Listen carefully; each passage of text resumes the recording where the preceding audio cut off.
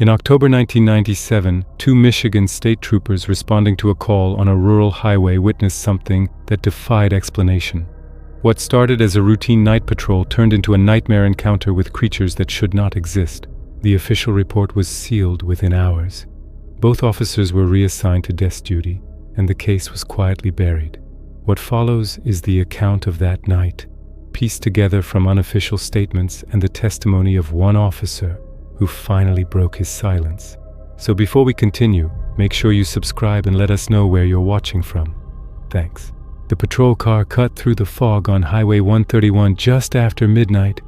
Two state troopers were working the graveyard shift in northern Michigan, a stretch of road that wound through dense forest and abandoned farmland. The temperature had dropped below freezing, and visibility was poor with thick fog rolling in from the lakes. Nothing unusual for late October in this part of the state. Dispatch crackled over the radio with a call about a possible stranded motorist near mile marker 73. Someone had reported seeing what looked like a person walking in the middle of the road, possibly injured or disoriented. The troopers acknowledged and headed south toward the location. Neither thought much of it at the time, just another routine call on a quiet night. The road was empty at that hour, nothing but dark forest pressing in from both sides and the occasional deer crossing sign reflecting in the headlights. The younger officer drove while his partner rode shotgun, both scanning the tree line and watching for the reported pedestrian. The fog made everything look strange, creating shapes that appeared and vanished as they passed. They reached mile marker 73 and slowed to a crawl. The high beams cut through the fog but revealed nothing at first, just empty asphalt and the wall of trees on either side. Then the driver spotted something in the distance, maybe 100 yards ahead, a figure standing in the middle of the road, perfectly still. At first glance it looked human. 2 legs, upright posture, roughly the right height. But as they crept closer, something became very wrong with the proportions. The torso was too thick, the arms too long, and the head sat at an odd angle. The figure did not move as the patrol car approached, did not turn toward the headlights or step aside. The senior officer grabbed the spotlight and aimed it at the figure. What they saw in that beam made both men go cold. The head was wrong, completely wrong. Instead of a human face, they saw an elongated snout and pointed ears. The body was covered in dark fur or hair, and the arms ended in hands that looked more like clawed paws.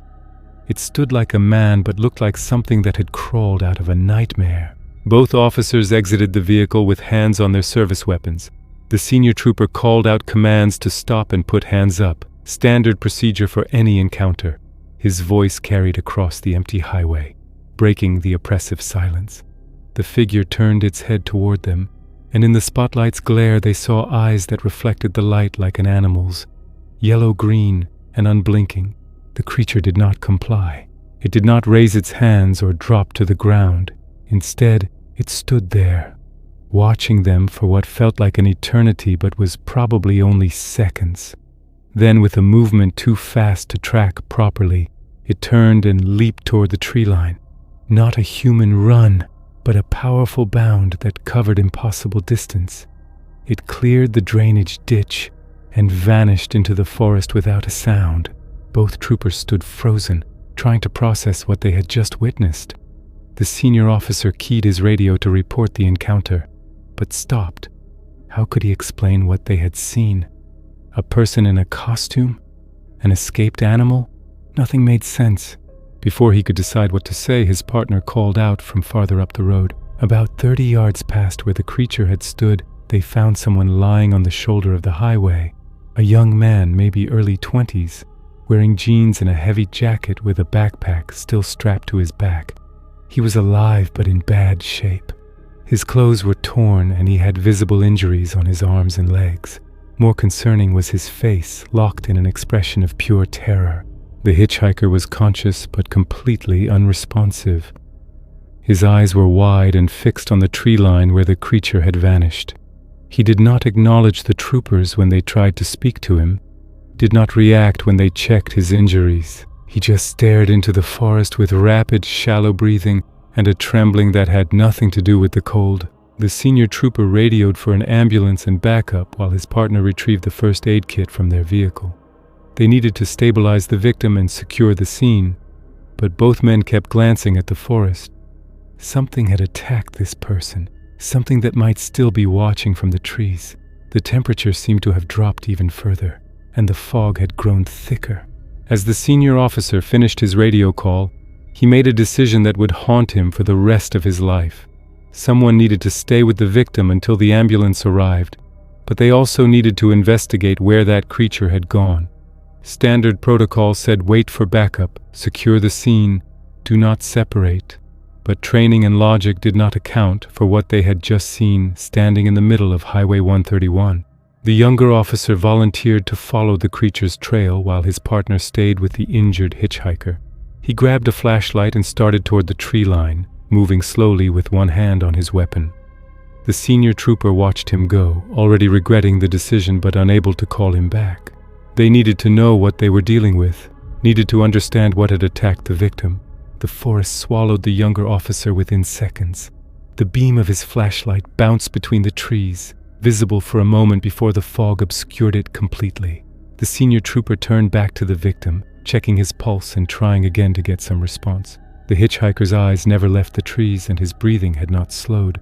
Whatever he had seen out there had broken something inside him. The younger officer pushed through the underbrush, following what looked like a trail of broken branches and disturbed leaves. His flashlight beam swept back and forth across the forest floor, looking for tracks or any sign of which direction the creature had gone. The fog was even thicker under the canopy, and visibility dropped to maybe 10 feet in any direction. He found tracks almost immediately, large impressions in the soft earth that looked like a cross between human and canine footprints. The heel and arch were roughly human in shape, but the toes were longer and ended in what looked like claw marks. The stride length was impossibly long, suggesting whatever made them could cover ground much faster than any human. The tracks led deeper into the forest, away from the highway and toward a section of state land that had no roads or trails. The officer followed cautiously, aware that he was moving farther from backup with every step. His radio crackled with static, the signal breaking up as the trees interfered with transmission. He was effectively alone out here. The forest felt wrong. That was the only way to describe it. Too quiet, too still, as if every normal animal had fled the area. No owls calling, no small creatures rustling through the leaves, not even the sound of wind through the branches, just his own breathing and the crunch of frost beneath his boots. The cold seemed to press in from all sides. After maybe 10 minutes of following the trail, the tracks suddenly multiplied. What had been a single set of prints became 3, then 4, then more than he could count in the confused tangle of impressions. They came from different directions and converged on the path he was following. The officer stopped and swept his flashlight in a wide circle, trying to see what had made all these tracks. That was when he heard the sound, a low growl that seemed to come from everywhere and nowhere at once. Not quite a dog, not quite anything he had ever heard before. It raised the hair on the back of his neck and triggered every instinct telling him to run. He unholstered his service weapon and held it in his free hand, the flashlight mounted on top providing both illumination and aim point. The growl came again, closer this time and definitely from behind him. He spun around, light and weapon tracking together, but saw nothing except trees and fog. His heart hammered against his ribs. Every shadow looked like it might be hiding something. He keyed his radio and tried to call his partner, but got only static in response. He was cut off. Movement in his peripheral vision made him turn again. This time he saw it, just for a second. A shape moving between the trees, staying just at the edge of his light. Tall and dark, moving on 2 legs, but hunched forward in a posture no human would use. It circled around him, keeping distance but clearly tracking his position. He was being hunted.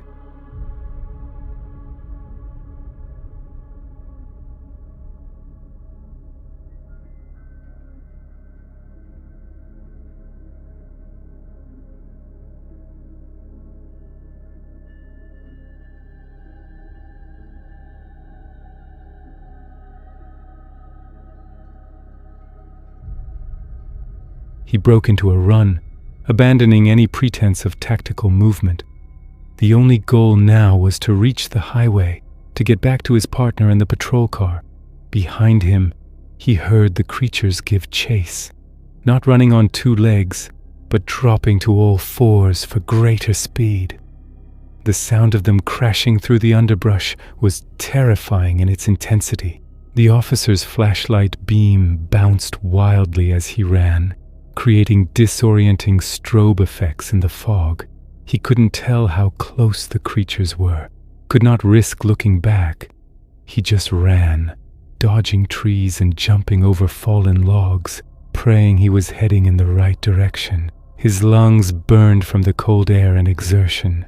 His boot caught on a root and he went down hard, the flashlight flying from his hand and landing several feet away. The beam pointed back the way he had come, and in that light he saw them. 3 creatures closing fast, running on all fours with a loping gait that covered ground impossibly quickly. Their eyes reflected the light like mirrors, creating the illusion of 6 glowing orbs floating in the darkness. He scrambled for the flashlight, fingers closing around it just as the nearest creature reached the edge of the light. It stopped abruptly, rearing up on its hind legs and towering over him. The officer brought his weapon up and fired twice, the muzzle flashes lighting up the forest. Both shots hit center mass, but the creature barely flinched. It made a sound between a snarl and a growl, then backed into the darkness. The officer got to his feet and ran again, not waiting to see if the creature would charge. His ears rang from the gunshots, making it harder to hear pursuit. He crashed through brush and low branches, feeling thorns tear at his uniform and face. The forest seemed to close in around him, every tree looking the same, every direction equally dark and hostile. Something slammed into a tree trunk just inches from his head, and bark exploded outward. One of the creatures had struck at him and missed, its claws leaving deep gouges in the wood. He veered left, changing direction randomly to make himself harder to predict. The creatures adjusted instantly, cutting through the forest to intercept his new path. They were coordinating, working together to hurt him. He burst through a thicket and found himself in a small clearing. His flashlight revealed a circle of disturbed earth surrounded by trees that had been marked with claw marks at various heights. Some marks were fresh, the wood still pale and raw. Others were old, darkened with age. This was a gathering place, a territorial marker. He had run straight into the heart of their domain. Shapes moved at the edges of the clearing, circling but not entering the open space. The officer counted at least 6 now, maybe more in the shadows beyond his light. They moved with patience, taking their time, knowing he was trapped. One of them made a sound, a series of guttural barks that the others seemed to understand. They were communicating, planning their next move. The officer backed toward what he hoped was the direction of the highway, weapon raised and finger on the trigger. His heart hammered so hard he could feel it in his throat. Every breath was a struggle against the cold air and his own panic. He needed to get out of this clearing, needed to break their encirclement before they closed in completely. A gap appeared in the circle of creatures, an opening that led back toward where he thought the highway should be. It looked deliberate, as if they were giving him a way out. The officer didn't trust it, but had no other choice. He moved toward the gap, expecting at any moment for it to close and the attack to begin.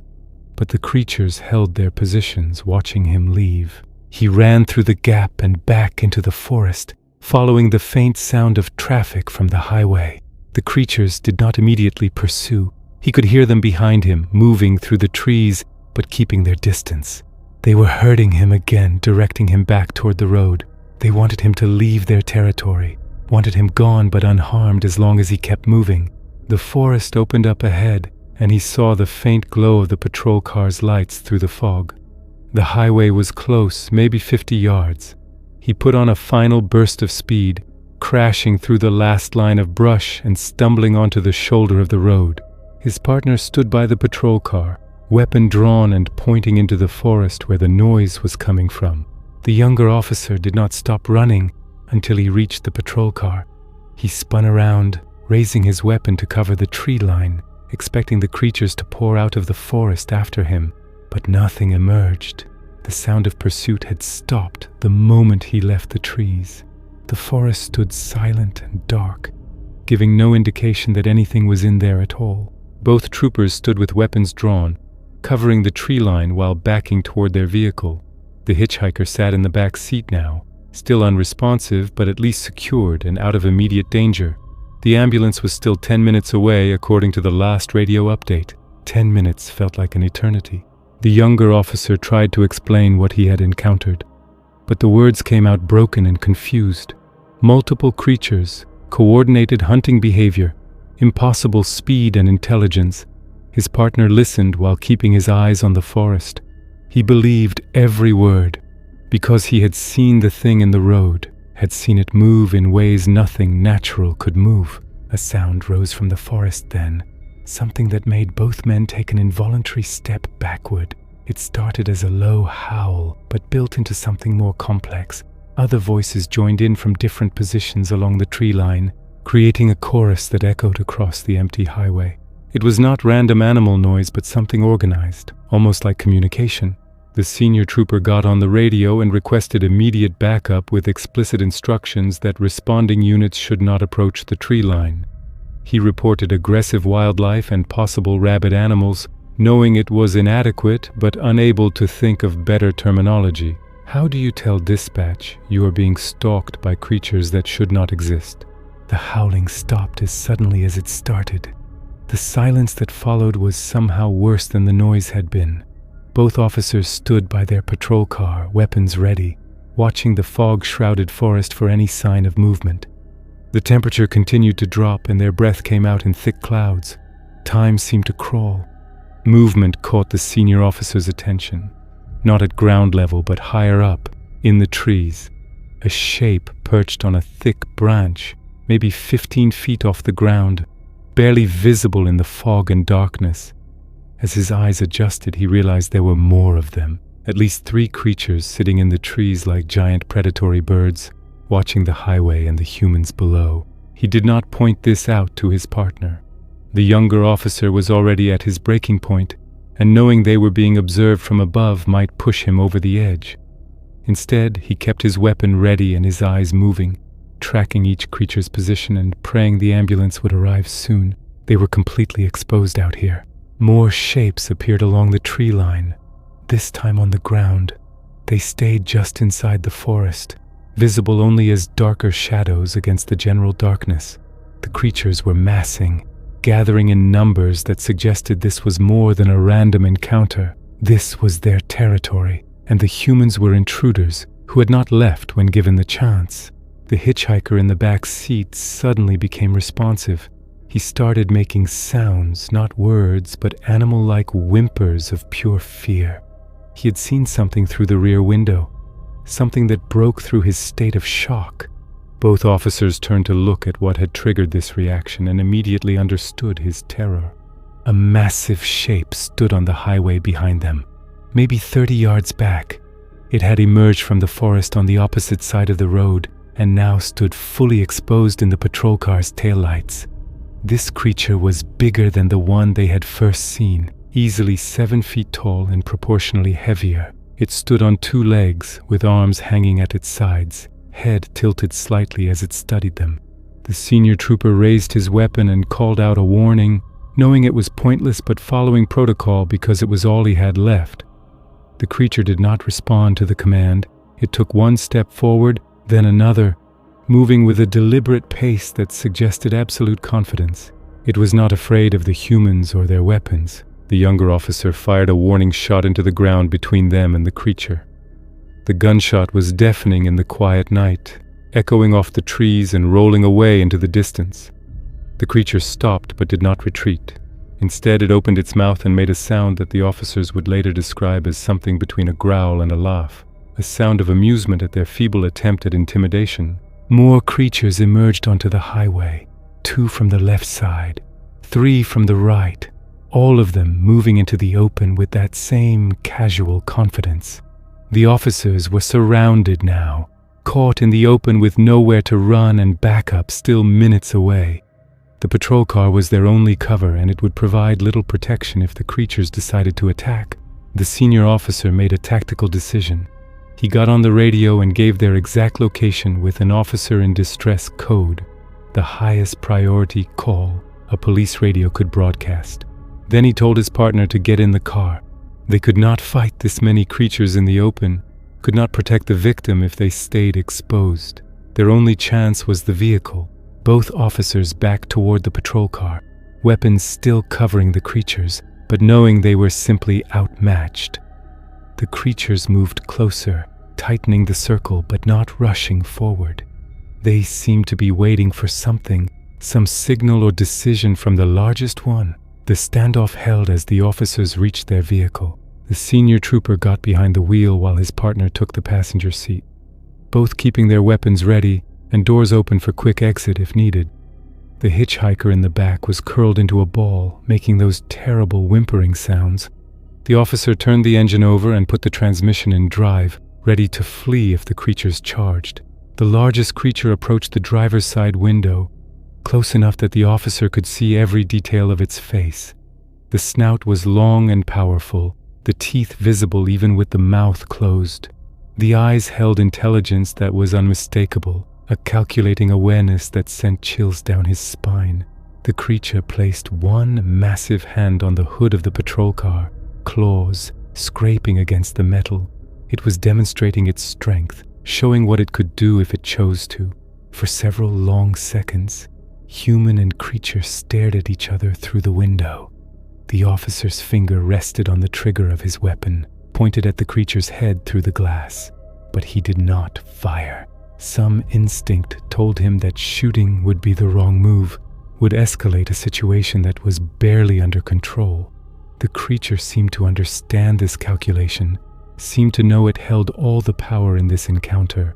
The largest creature tilted its head back and let out another howl, and this time all the others joined in. The sound was overwhelming, coming from all directions and seeming to vibrate through the vehicle itself. It was a sound of dominance, of warning, of something ancient claiming its territory. The message was clear even if the language was incomprehensible. Then, just as suddenly as they had appeared, the creatures began to retreat. They backed into the fog and forest, fading from view like ghosts. The largest one went last, holding its position beside the patrol car and maintaining eye contact with the senior trooper until the very end. Then it too turned and vanished into the trees, leaving only tracks in the frost as evidence it had ever been there. The officers sat in shocked silence, weapons still ready, waiting for another attack. But the forest had gone quiet again. No howling, no movement, nothing to suggest the creatures were still present. It was as if they had never been there at all, except for the tracks and the traumatized victim in the back seat, and the terror both officers felt in their bones. The ambulance arrived 7 minutes later, followed by 3 more patrol cars. The senior trooper tried to brief the responding officers on what had happened, but found himself unable to articulate the experience in any way that made sense. He settled for warning them about dangerous wildlife and advising they stay near their vehicles. The other officers looked at him like he had lost his mind. The paramedics loaded the hitchhiker into the ambulance and started working on him. He was physically injured, but nothing life-threatening. The real damage was psychological. He never spoke about what happened to him that night. When pressed by investigators later, he would simply shake his head and refuse to answer. Some experiences break people in ways that cannot be fixed. The 2 original officers spent the next hour documenting the scene while more backup arrived. They photographed the tracks, took measurements, and collected what evidence they could find. The tracks were real, undeniable proof that something large and unusual had been present. But tracks could be faked, and photographs could be staged. The officials who reviewed the case would later claim it was an elaborate hoax. As dawn approached and the fog began to lift, both officers returned to the spot where the younger one had ventured into the forest. In daylight, they could see the trail he had followed and the converging tracks where multiple creatures had gathered. They counted at least 8 distinct sets of prints, maybe more where they overlapped.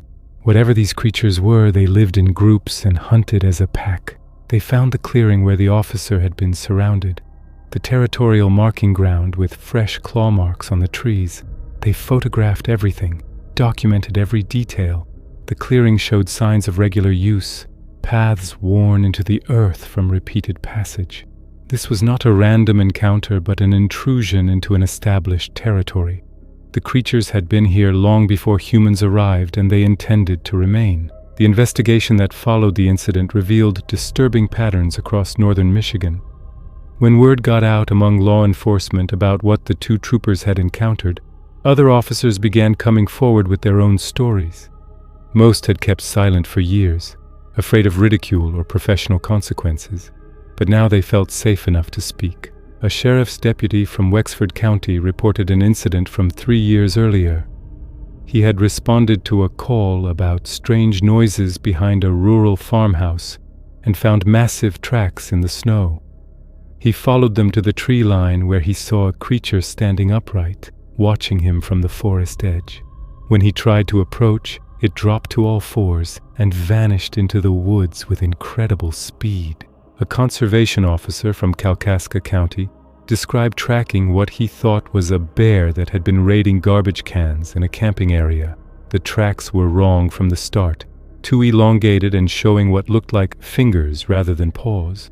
He followed them for half a mile before the realization hit him that he was tracking something that walked on 2 legs most of the time, but could move on 4 when needed.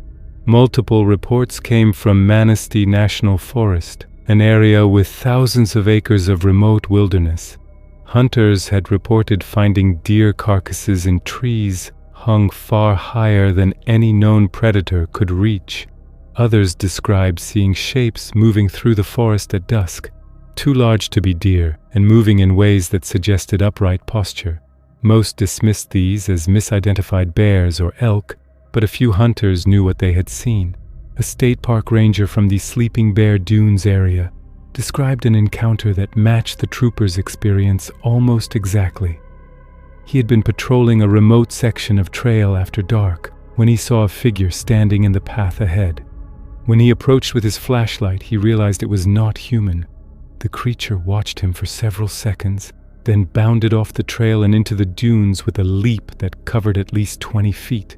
He found tracks afterward that defied any logical explanation. Several incidents involved campers and hikers who reported being followed through the forest by something they never clearly saw. They would hear movement parallel to their path, staying just out of sight but keeping pace with them. Occasionally they would catch glimpses of a large shape moving between trees. The experiences were terrifying enough that several groups had abandoned their camping trips and left the area immediately. Local residents near Cadillac reported ongoing problems with something killing their livestock. The kills were unusual, showing signs of intelligence and planning. Animals were taken from locked barns, with doors left open but no sign of forced entry.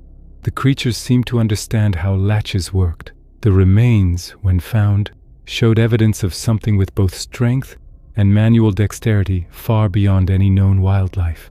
An elderly farmer near Lake City described hearing howls at night that sounded almost human, but with an underlying quality that made his dogs hide. The howls would come from different directions, as if multiple creatures were calling back and forth to each other.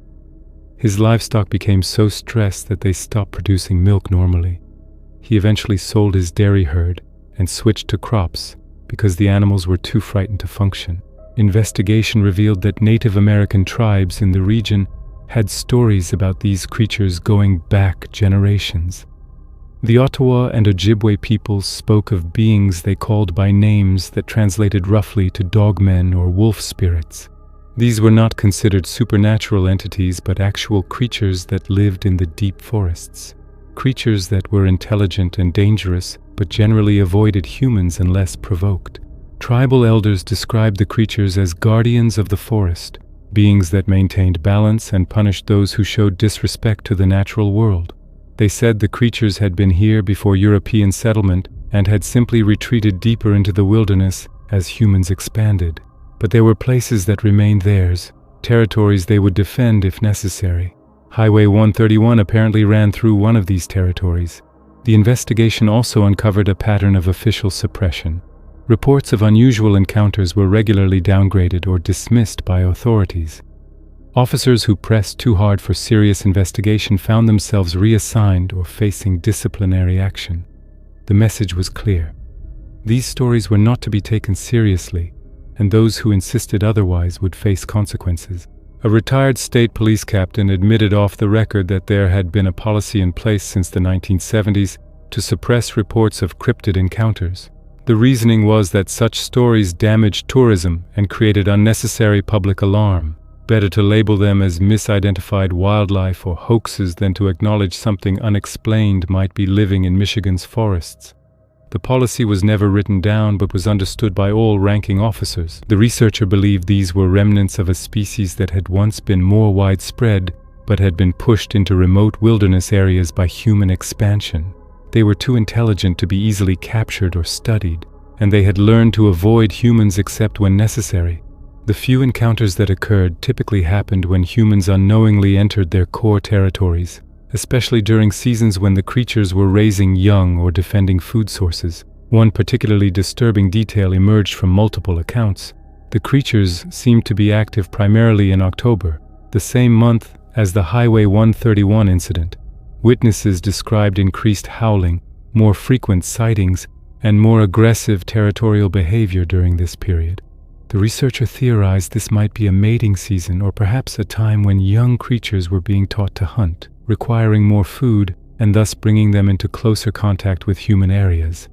The investigation revealed that the section of forest where the younger officer had been chased contained what appeared to be a den site. Wildlife cameras set up months later captured blurred images of large shapes moving through the area at night. The cameras were destroyed within a week, torn from their mounting posts and smashed. It seemed the creatures understood what the cameras were and did not want to be documented. The clearing with the claw-marked trees was photographed extensively. Analysis showed the marks were made by something with 5-digit appendages and tremendous strength. The depth and height of the gouges suggested a creature at least 7 feet tall, with claws capable of penetrating deeply into hardwood. No known bear species could make marks like these at such heights, and the pattern was wrong for any bear behavior. The hitchhiker's backpack, recovered from the scene, showed signs of damage consistent with animal claws. The material was torn in parallel lines, and there were traces of what might have been blood or saliva, though testing was inconclusive. The backpack disappeared from evidence storage before more thorough analysis could be completed. Like so much evidence from that night, it simply vanished into bureaucratic obscurity. In the weeks following the incident, strange events continued to plague the area around Highway 131. Motorists reported seeing large shapes crossing the road at night, forcing them to swerve or brake suddenly. Several near accidents occurred when drivers claimed something massive had leaped across both lanes faster than they could react. State police responded to multiple calls but found nothing except tracks in the soft shoulder. One truck driver hauling freight through the area late at night radioed dispatch in a panic. He reported that something was keeping pace with his vehicle, running alongside the trailer in the forest. He could see it briefly between the trees, a large dark shape moving on 2 legs at speeds that should have been impossible. The creature followed him for nearly 2 miles before breaking off and vanishing back into the woods. A group of teenagers camping illegally in the state forest had an encounter that sent them fleeing to the nearest gas station. They described hearing voices in the darkness that sounded almost human but distorted, like someone trying to imitate speech without fully understanding it. Then they saw multiple sets of glowing eyes surrounding their campsite, positioned at heights that suggested the creatures were standing upright. The teens abandoned their equipment and ran, not stopping until they reached civilization. The younger officer, who had been chased through the forest, struggled with severe anxiety and nightmares in the months after the encounter. He would wake in the middle of the night, convinced he could hear howling outside his apartment. Even though he had moved to a city miles from any forest, he began sleeping with lights on and a weapon within reach. His performance at work deteriorated to the point where supervisors had no choice but to place him on medical leave. During his leave, he contacted several other law enforcement officers who had reported similar encounters. He discovered that many of them experienced the same psychological symptoms: intrusive thoughts about being hunted, hypervigilance when near wooded areas, and an inability to feel safe even in populated areas. It was as if the encounter had fundamentally changed how their brains processed threat assessment. The primitive part of their minds understood they had met a superior predator. A wildlife biologist who heard about the encounter attempted to conduct a formal study of the area. She set up monitoring equipment and spent several nights in the forest near where the officers had their experience. On the third night, something destroyed all of her equipment. Cameras were smashed, recording devices crushed beyond recognition, and her tent was shredded by what looked like massive claws. She was not injured, but found herself unable to continue the research. The psychological impact of knowing something that powerful had been feet away while she slept was too much to overcome. The hitchhiker eventually regained limited speech after months of therapy, but he provided no useful information about his encounter. He remembered walking along the highway, accepted a ride from someone he could not describe, and then fragments of running through darkness while something pursued him. His next clear memory was lying on the roadside with the troopers standing over him. Everything in between was a blur of terror and pain. Doctors suspected his mind had suppressed the memories as a protective mechanism. Local Native American communities were not surprised by the reports. Tribal members stated that their people had always known about the creatures and had traditions in place for avoiding conflict with them. Certain areas of the forest were considered off-limits during specific times of year. Traditional knowledge passed down through generations identified safe paths through the wilderness and warned of territories that should never be entered after dark. These warnings had been ignored or dismissed by settlers and modern authorities. One elder agreed to speak with investigators about the creatures, though he insisted the conversation remain confidential. He described them as ancient beings that had lived in these forests since before humans arrived. They were not animals in the traditional sense, but something else, something that had intelligence and possibly even a form of culture. His people called them the Between Walkers because they existed between the human and animal worlds, belonging fully to neither. The elder explained that the creatures had specific territories they defended ferociously, especially during their breeding season in October. They were most dangerous when raising young or when humans disrupted their hunting grounds. The traditional practice was to leave offerings at the boundaries of their territories and to make noise when traveling through borderlands to avoid surprising them. Direct confrontation was to be avoided at all costs because no human could win such a fight. He also mentioned that sightings had increased in recent years as human development pushed deeper into the wilderness. The creatures were being forced into smaller territories, making encounters more likely. He predicted that as the human population continued to expand northward, conflicts would become more frequent and more violent. His words carried the weight of someone who had seen the pattern repeat across his lifetime. The official investigation concluded after 6 weeks with a report that attributed the incident to misidentified wildlife and stress-induced misperception. The report suggested the officers had encountered a large bear or possibly an escaped exotic animal, and that poor lighting and fog had created the illusion of something more unusual. The tracks were explained as a combination of bear prints and human imagination. The photographs were deemed inconclusive. Both officers protested the findings, but their objections were noted and ignored. The senior trooper was offered early retirement with full benefits if he agreed to stop discussing the case publicly. The younger officer was given the choice between accepting a desk job or resignation. The message was clear: move on and stay quiet, or face consequences.